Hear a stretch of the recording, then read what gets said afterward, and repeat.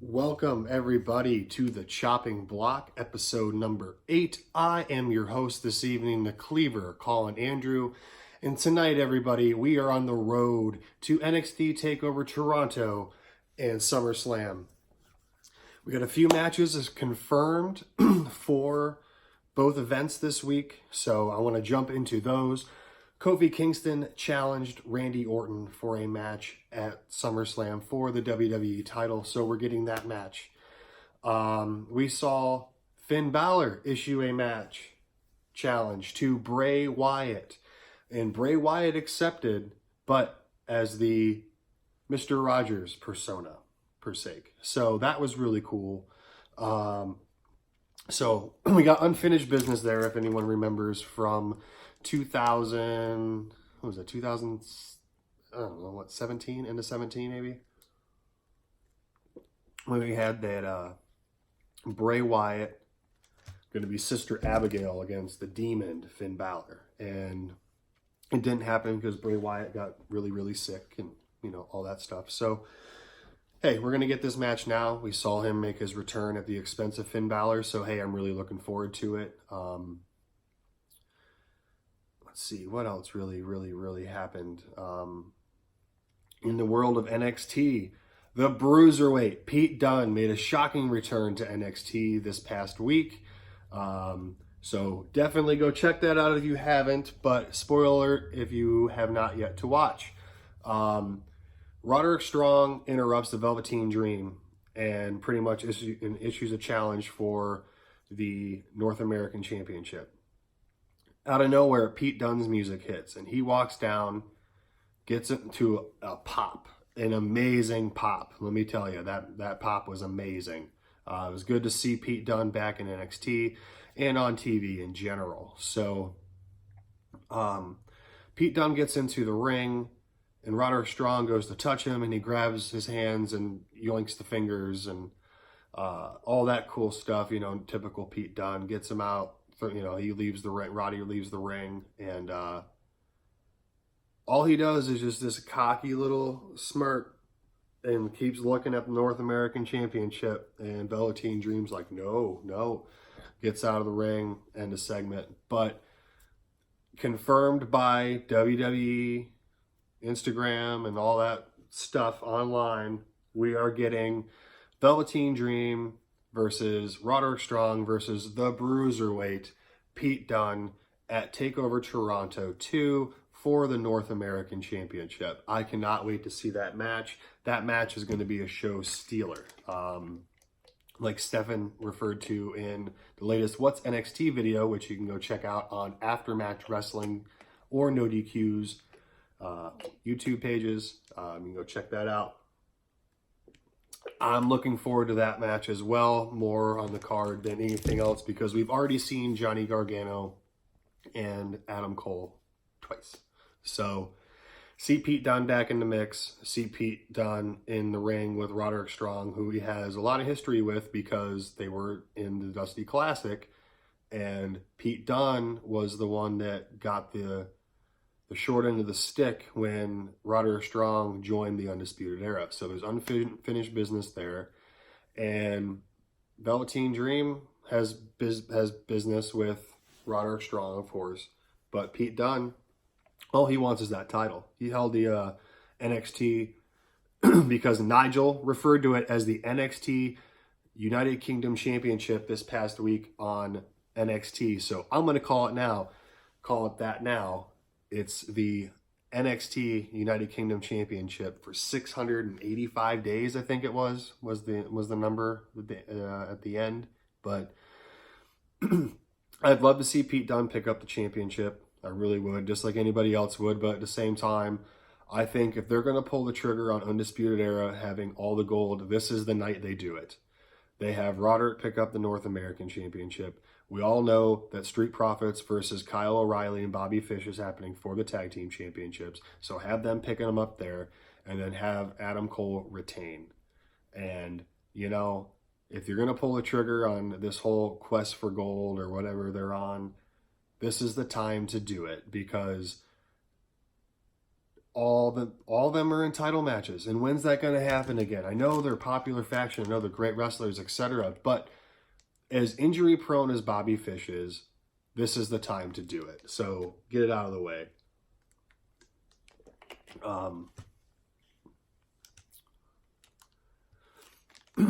It's looking to be a solid card. I'm hoping to see Io Shirai versus Candice LeRae on there somehow, in some fashion. Maybe instead of 5 matches, they'll do 6. They'll throw a 6 match, or it'll be a dark match for the NXT that coming week after Toronto's TakeOver. But they had a solid deal here on NXT last night. So props to those women. They're really giving it their all. Io Shirai's new character is amazing, by the way. So if you haven't really checked it out, go check out NXT. The Raw reunion was also this past Monday, which, for what it was, but they botched it hard. We saw Kelly pick up the 24/7 championship, first female to do that. And then what was it? Candice Michelle after that. And then Medusa. And before that, it was Pat Patterson. So Pat Patterson actually holds a record for being the oldest champion ever in WWE at 78 years old. Then we saw Gerald Briscoe pick it up, and then Kelly actually got it from Gerald Briscoe. I think there was 8 or 9 title changes during Raw with the 24/7 title deal. We saw the club interact with, it was really Seth Rollins versus AJ Styles, and then Ganderson got involved, and then DX came down to like 8 out Rollins. Then the club got chairs, and then Road Dogg's music hit, and him and X-Pac and Nash and Hall came out, and they talked a bunch of shit, and I don't know, Seth Rollins looked very lost out there during that whole segment.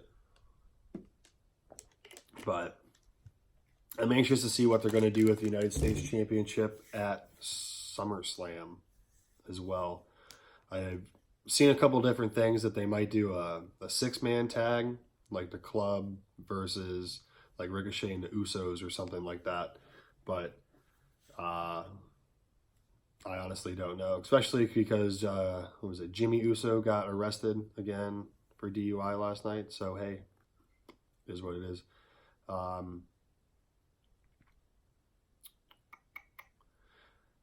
If you all haven't noticed, I got my new Noah Foster shirt on. This is backwards. It says, "I'm just a simple man and a lifelong fan of wrestling." That's Noah Foster's deal. He's got his little Mountain Dew kind of logo here. No DQ logo down here. Support No DQ. You can go check this out at nodq.com/tees. Go pick that stuff up. Get the new Troll Slayer shirt from Virtue. Get your classic. You can get coffee mugs now with different logos. You can get ball caps, pullover hoodies. Pick up Stephen Osborne from NXT, What's NXT, and NXT Party. Aftermatch Wrestling's own Stephen Osborne, the Wizard of No DQ. He's got his shirt on there, so pick that up as well. I don't know, man. It's all good stuff over there. I'm really looking forward to everyone being able to go to Toronto. Pretty much the whole NX team is going to be there. Mostly main No DQ, like, No DQ main roster. The big guns are going to be there. I'm really looking forward to everybody getting together on that. I might try to Skype somebody while they're up there, so I can say hey to the whole group. But hey, if you are going, make sure, if you are just going in general to TakeOver or to SummerSlam, reach out to the fellow No DQ guys. They'll be up there to do a big hosting party and meet and greet type deal like that. They'd love to hear from you guys. Check them out. I really don't have too much. Just trying to get some video content out here this week. It's been a real long week. For most of you that really don't know me, I had a biopsy done on my kidney this past Monday to check out for things that don't look so normal. So hopefully in the next day or two, I can get some results back and see what's going on. So just wanted to take my mind off that for a few minutes and throw up a 10-15 minute video, something like that. So support 205 Live matters for Mr. Noah Foster here. He's a great kid. He lives on the other side of state from me. We met up at Fastlane when they were in Cleveland this past year. Tons of knowledge, heart of gold. Support his series, support his new Facebook group, hashtag 205 Live Matters. I'm in the group. It's a good one. You can check out Stefan and Jerry from What's NXT and the NXT Party. You can check out their YouTube page. It's Aftermatch Wrestling. That's all one word, AFTERMATCH space wrestling. Trying to get to 100 subscribers, so they will go live on NoDQ.com for What's NXT. And if they get to 1,000 subscribers on their channel, they will do both of their shows live on their channel, because YouTube changed the policies, and now you have to have 1,000 subscribers to go live. So it is what it is. So go support them, and you can also support Jerry's group Armbar on Facebook. That's all capitals, ARMBAR, exclamation point. Don't forget the exclamation point. A lot of memes, discussions, spoiler free as much as we can keep it. I'm one of the admins in there, so find us on there. Someone will let you in. Just don't add us on our personal Facebooks, because we try to keep that spoiler free too. But you can add us on Twitter if you want. So you can find me on Twitter, Colin26Andrew, and you can find me at the same username on Instagram. So keep supporting my channel, share it, like it, subscribe.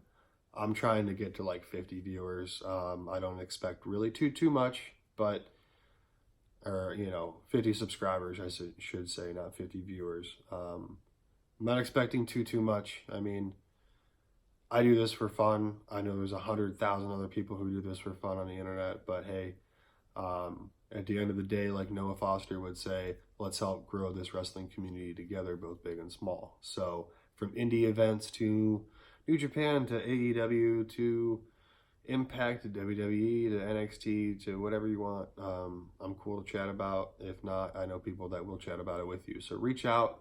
Again, support NoDQ.com, support Aftermatch Wrestling, support Simply Cindy and her indie shows, reviews and stuff that she does on her channel. NoDQ/Cindy can take you there into all her good stuff. Shout out to good brother Chris Willis, Jeff Meacham, Owen Finch, James Hebert, and Chris Mace from the NX team. Great work. We need to all try to get together and do a 4-way video sometime soon about something. It's been a while since I've been on video with James and Owen, so shout out to those guys. You can check out their awesome work that they do on their channels, Wrestling Fortune 44 and Weymouth Youth Wrestling. Let me know in the comments below how you guys are feeling coming into SummerSlam. I know we're a few weeks away. NXT TakeOver Toronto actually falls on my 31st birthday, so I'm looking forward to working a 12-hour shift and coming home and watching that thing. And then the same night, or the same thing the next night with SummerSlam. So I remember I went to SummerSlam 1996 here in Cleveland, Ohio at the Gund Arena. That's what it was called at the time, and that's what it will always be to me. Main event was Shawn Michaels versus Vader for the WWF title. We had the first boiler room brawl match between The Undertaker and Mankind, and that was the night that, yes, Paul Bearer turned on good old Mick Foley. So I saw Steve Austin against like Yokozuna or something like that. It was my 8th birthday, so that event was always awesome. I actually still have my Shawn Michaels hat that I bought that night somewhere around here. But yeah, check out those plugs I was talking about. Let me know how you guys are feeling about this show coming in. Support No DQ. NXT Party number 53, or episode 53, coming at you tomorrow morning. The newest What's NXT is up tonight. The new No DQ review should be up by now, I'm hoping. But yeah, support No DQ, support Aftermatch, support 205 Live Matters, support No DQ's indie team, Big Cass, what's up, man? Greg Cherry, how we doing? Big G, Virtue, the ladies in No DQ, my whole NX team, Aaron Rift himself, the man, the myth, the legend, the godfather of No DQ. Hope everyone has a good night and y'all take care. I'm the Cleaver calling Andrew. I'm sorry, it's been a very long day. I'm extremely tired. Yeah, everyone take care. Have a good night.